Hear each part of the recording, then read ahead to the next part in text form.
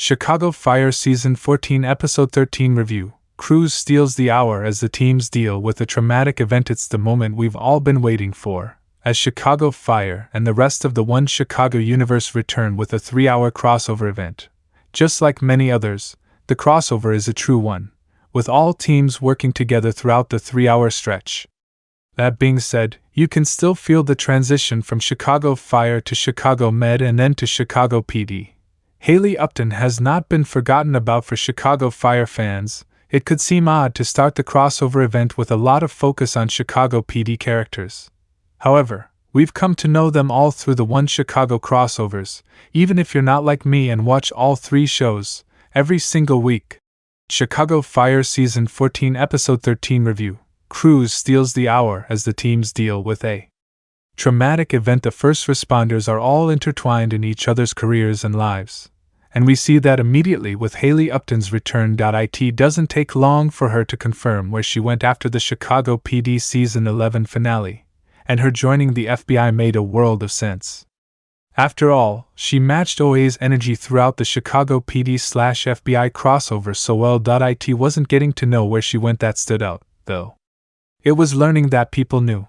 Mouch quickly noted that she moved up in the world, and she has also paid attention to Mouch's career, and Kid quickly noted that she'd heard Upton was in Detroit.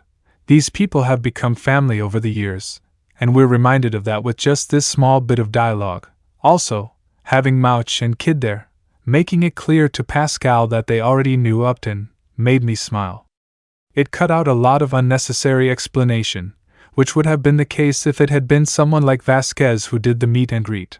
Upton quickly proved why she became an FBI agent, taking command of the scene, but also paying attention to what the other adults in the room were saying. It's always a shame when someone else comes in and takes over a case, but Upton knows that sometimes there isn't a choice. That doesn't mean she won't try to find a way to circumvent the higher-ups, but she understands and respects the chain of command throughout this episode. The best way to circumvent it all? Well, how about going to see Voight? She pulls intelligence fully into the case, knowing that Voight and his team are the best people to have investigating. Would I have loved to see a reunion with Burgess and Atwater? Maybe, but I don't think the episode needed it. Plus, it's not like Upton was really all that close with the others. It was Voight and Halstead, and that was about it. My heart broke for Crews and Severide. The case itself is confusing from the beginning, and it's meant to be, allowing for a bigger investigation that pulls in every single show within the universe. As a plane lands via autopilot, it's clear that something has happened on board. The fact that it does land safely is a sign that a hijacker hasn't taken over, but something has gone wrong. Nobody was prepared for anything they were about to see on that plane. You can run through all sorts of scenarios, but facing 188 dead passengers is something that you cannot prepare yourself for. And we get to see the aftermath via Crews, Severide, and others who stepped on that plane. There was no shame in the shock they were hit with, and I adored how nobody judged them for it, while there was a need to appear strong.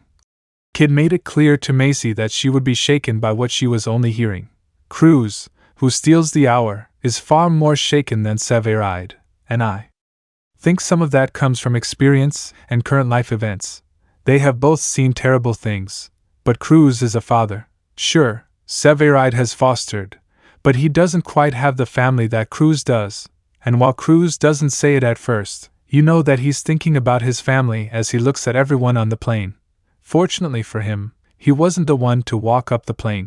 After realizing it was a hazmat situation, Crews and others had to deplane and undergo decontamination. It was Severide who suited up in Squad's temporary hazmat gear, so he could A. get an idea of the severity of the situation and B.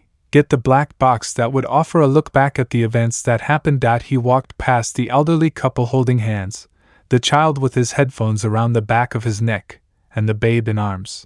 Chicago Fire outdid themselves with the sound of what those people were likely making while on the plane, giving us a chance to feel what Severide was likely feeling as he walked up the aisle. It's a shiver I don't think will disappear for a long time as I think about this episode, and it lingers with Severide throughout. To be honest, as I did with the Final Destination movies, I'm not sure I'll be able to step onto a plane without thinking about the scene. It won't stop me from getting on the plane. But it was so well done both visually and audibly that it's going to play in the back of my mind. Just a few seasons ago, Severide would have bottled this until it exploded. Having him open up to kids shows just how far this couple has come, and it offers me hope that they can continue to make it work. It is everything Severide has seen that makes him need to get to the bottom of the situation. He needs to know who did it so that they pay. And that is the Severide we have all come to know and love. A couple of head-scratching moments despite all the good. There were some moments during the first hour of the One Chicago crossover that took me out of the story. The first was Violet and Novak traveling in the ambulance with barely any PP. What was that face shield supposed to do? We just had Severide suiting up in squad's hazmat gear, and yet the paramedics take the lone survivor in barely anything? Considering that they had no idea what the chemical toxin was at the time, they acted completely recklessly. It's no wonder the U.S. Marshals were outside the hospital, refusing to let Ombo 61 in. However, I will argue that they should have let Violet into the back of the ambulance when she initially wanted to get in there. It sucked. Having to wait, but one patient, or two in this case, as the woman was pregnant, can't be put before a whole hospital of patients. I would argue that the isolation units should have been set up quickly, allowing everyone to get inside and straight to them, considering everyone was eventually able to get in there anyway. It didn't make sense to have such a huge hold-up outside. I guess the marshals needed to be paid to actually do something. But back to this PP. As Cruz and Cap both suffer from the chemical while in the squad engine, it's clear that Violet and Novak needed more. And I don't understand why Pascal didn't force that on them. Sure, there was a patient, but first responders still need to keep themselves safe. The next part that took me out of the episode was in the morgue. How did a secured room not have sprinklers? Those doors could only be reopened by a firefighter, which meant there was a chance they would be closed off in the event of a fire. What place wouldn't be expected to have a sprinkler system? Did the morgue really think that nobody would ever be trapped in that room? I'll give Lennox her due, she remained calm. That comes from her military experience, but sometimes, a situation and the panic around you can upset your own nervous system. She may be used to war zones, but she's not used to fires in a trapped room. Yet, she followed Severide's orders and helped as they waited for Kid to get to the morgue. Then we end it with Halstead just suddenly turning up, as it looks like Upton is about to be shot after being hit over the head. I actually don't think they needed Halstead to show up in the way he did. Having people rush out of the morgue because of the fire could have been perfectly timed to save Upton's life. That could have then led to Halstead, and maybe others, running up the alleyway. Although it gave me the Halstead-Upton moment I had been desperately waiting for after learning that Halstead was involved in the same case Upton was, which brought her to Chicago in the first place. In a way, I wish the One Chicago crossover trailer hadn't spoiled that Upton and Halstead would be a part of it. Or at least, have just told us Upton was going to be part of it. That could have made for a much more dramatic moment as Halstead came running up the alleyway. In the end, it was a strong start to the One Chicago crossover, and it felt like any other hour of Chicago Fire Season 14. There are always going to be moments that don't sit right in real life with these shows, but the story itself was compelling, prompting a need to follow up to find out exactly what the chemical was and whether everyone could be saved. While I don't think it's as good as the 2025 crossover event, this one works well as a 3-hour movie and naturally brings together the various first responders, cops, and medical staff. As usual, I look forward to another one, but I'm also looking forward to a standard episode of Chicago Fire, as that opener was heavy,